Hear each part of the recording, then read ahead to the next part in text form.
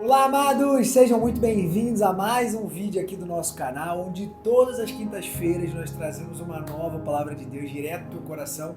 E hoje nós vamos finalizar a nossa série Justiça de Deus. Vamos finalizar o nosso conteúdo onde nós estamos falando sobre como funciona a justiça de Deus versus a dos homens, aonde a gente consegue ter base bíblica para entender a garantia que nós podemos viver na justiça de Deus.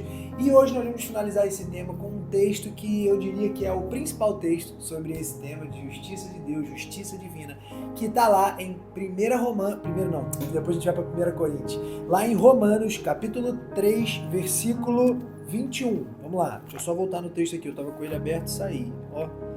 Vamos lá, Romanos 3, capítulo 21. Vamos lá, achei, vamos lá. Romanos 3, 21 diz assim, ó, pausa rapidinho, se você ainda não está inscrito aqui no nosso canal, não se inscreve, já clica aí no sininho, se inscreve, curte, compartilha, comenta com alguém, para que o YouTube entregue mais e essa palavra de Deus chegue no coração de mais pessoas, amém? Então vamos lá. Justiça através da fé. Capítulo 3 de Romanos, versículo 21. Mas agora a justiça de Deus se manifestou sem a lei, tendo o testemunho da lei e dos profetas. A justiça de Deus, que é pela fé de Jesus Cristo. Para todos e sobre todos os que creem, porque não há diferença.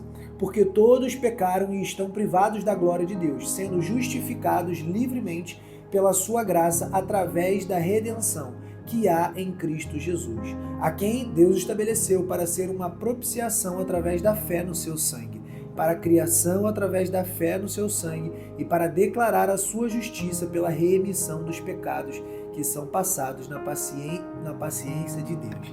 Olha que marcante, né, esse texto de Romanos 3, 21, porque de 21 ao 26, Deus está nos mostrando que a partir do momento que Ele enviou seu Filho unigênito, Ele morreu por mim e por você, pela nossa geração, Ele redimiu os nossos pecados, a partir daquele sacrifício na cruz do Calvário, a partir dali, a nossa justiça é garantida pela fé em Jesus que nós temos.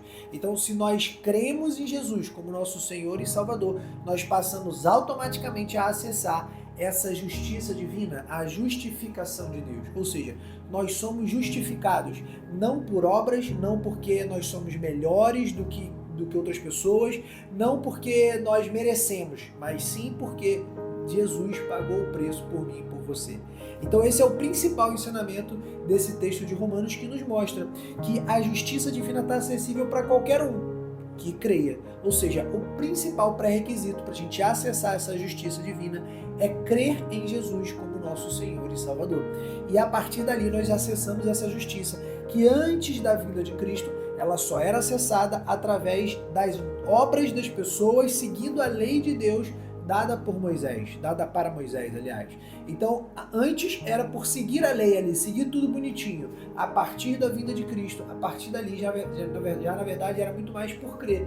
Porque se eu creio como Jesus, como meu Senhor e Salvador, a Bíblia me garante que Ele vai enviar o Espírito Consolador dele, que é o Espírito de Deus, e o Espírito de Deus é quem passa a ser o nosso árbitro, para que as nossas ações sejam condizentes com o que a gente realmente crê e com a direção e a liderança de Cristo em nossa vida. Amém? Então essa justiça ela está acessível para todos nós. Esse é o primeiro ensinamento de hoje, obviamente desde que a gente creia e a partir disso comece a se entregar cada vez mais para a palavra de Deus. Agora, também tem um ponto que é o seguinte, Vitor, legal, eu já entendi então como funciona a justiça de Deus, já entendi que está acessível, já entendi em toda essa série até aqui que eu posso viver essa realidade. Se eu não vivo hoje, basta eu crer e me entregar para isso que eu vou passar a viver. Agora, Vitor, e quando a gente compara a justiça de Deus com a justiça dos homens? Que assim, a gente já viu também em outros vídeos que a justiça de Deus é sempre maior que a dos homens. Mas assim, tem situações que às vezes eu com meu irmão ou eu com alguém que me injustiçou, eu me sinto injustiçado. E aí, não sei, é errado eu ir para a justiça humana? É errado eu, por exemplo, processar o meu irmão em Cristo? O que a Bíblia diz sobre isso? Vamos lá, vamos para outro texto agora. Ó o trava-língua aí. Vamos para outro texto que está em 1 Coríntios, capítulo 6. Vamos lá, agora a gente vai ler um pouco mais, tá? Vamos lá. Ousa algum de vós, tendo um assunto contra outro, ir à lei perante os injustos, e não perante os santos? Não sabeis vós que os santos julgarão o mundo? E se o mundo será julgado por vós, sois vós indignos de julgar as questões mínimas? Não sabeis vós que julgaremos os anjos, quanto mais as coisas pertencentes a esta vida? Então, se tiverdes julgamentos das coisas que pertencem a essa vida, escolheis para julgá-los que são menos de estima na igreja? Para a vossa vergonha eu digo, não há, pois, entre vós homem sábio, nem mesmo um que possa julgar entre os seus irmãos, mas o irmão vai à lei com o irmão, e isso perante os incrédulos. Na verdade, já é realmente uma falta entre vós, irem à lei uns contra os outros. Antes disso, a gente vai continuar a falar mais outras coisas sobre esse texto, mas esse texto aqui nos deixa claro que se eu tenho alguma indiferença contra um irmão meu, primeiro ponto, eu preciso ter um pensamento de perdão. Provérbios, por exemplo, Provérbios 19, 17, não, Provérbios 17, 9, se não me falha a memória, fala que se eu vejo a transgressão do meu irmão e eu encoberto essa transgressão, significa que eu estou agindo com amor. Ou seja, eu sei que o meu irmão pecou, mas eu vou lá e, cara, tá tudo bem, vem cá, eu te amo, tá tudo certo, você tem que se corrigir, você tem que se arrepender, mas, cara, tá tudo bem. Eu não preciso expor a transgressão do meu irmão, expor o pecado do meu irmão.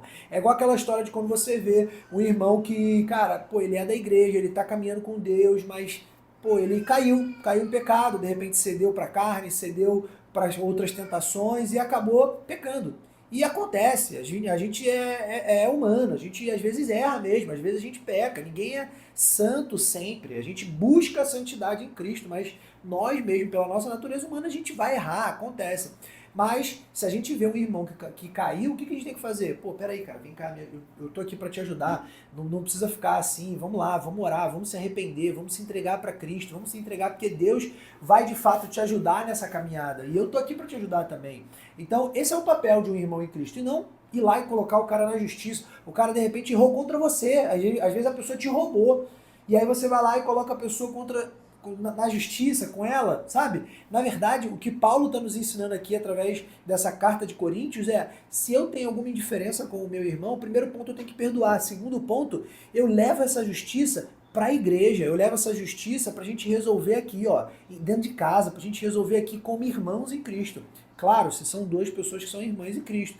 Porque senão eu passo a ter indiferenças e eu levo essas indiferenças para a justiça humana para ser julgada, como diz Paulo, por incrédulos. Ou seja, por pessoas que não creem em Jesus, que não creem em Deus, para nos julgarem. Como se aquela pessoa ali tivesse autoridade espiritual para nos julgar. Ela pode ter uma autoridade aqui na terra, porque ela foi designada como juiz, como procurador, como algum cargo que, pela lei dos homens, ela tem poder para nos julgar. Mas pela lei espiritual, pela lei de Deus, quem tem que julgar é Deus, quem tem que julgar é a igreja. Então, no final das contas, a gente está levando uma espécie de falso testemunho ou mau testemunho para visão de incrédulos. Ou seja, a gente só está levando uma visão errada de como funciona realmente uma vida em Cristo, em Deus.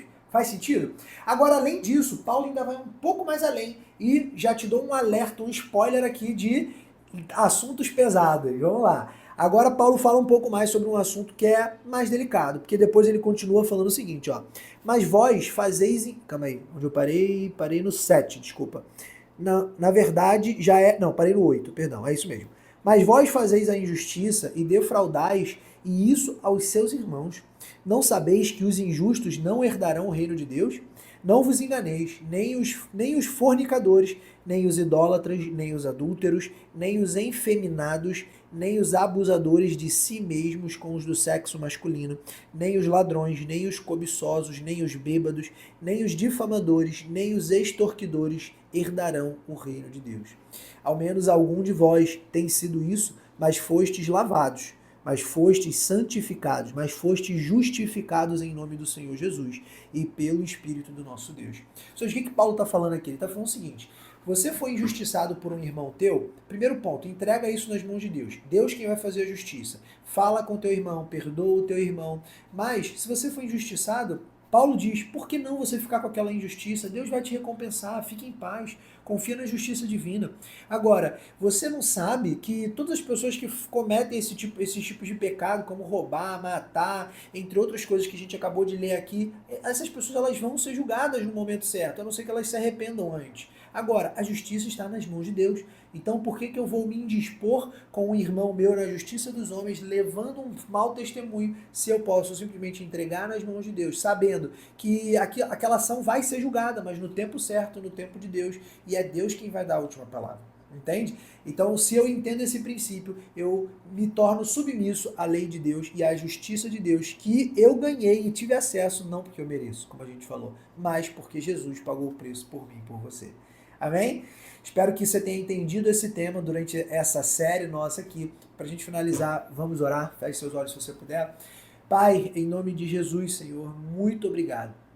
Obrigado, meu Deus, porque até aqui o Senhor nos sustentou, o Senhor foi a nossa justiça, o Senhor é a nossa fortaleza, é o nosso baluarte, Pai. O Senhor, Pai, é o nosso justo advogado, é o nosso justo juiz, Senhor. Em nome de Jesus, Pai, que o Senhor nos dê cada vez mais sensibilidade à Tua voz, que o Senhor nos mostre cada vez mais os Teus planos para a nossa vida e que nós possamos viver a plenitude da justiça divina sobre nós.